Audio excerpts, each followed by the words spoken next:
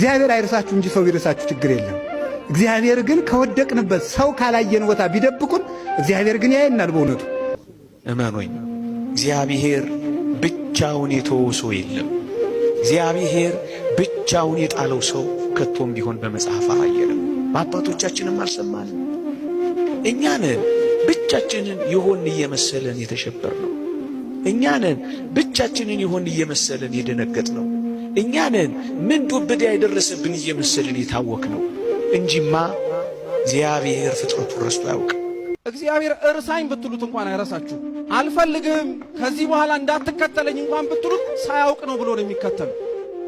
እናንተ ምንም ያክል ወይም እኛ አብዛኞቻችን እግዚአብሔር ምን ያክል በሕይወታችን እንደሚያስፈልገን ላናውቀው እንችላለን። እግዚአብሔር ግን ለእኛ ምን ያክል እንደሚያስፈልገን ጠንቅቆ ያውቀዋል። ለዛ እኮ ነው የማይተወን። አይገርማችሁ? እኛ እኮ ምንም ያክል እሱን መከተል በእሱ ቤት ውስጥ መኖር ጥቅም አልባ ሊመስለን ይችላል።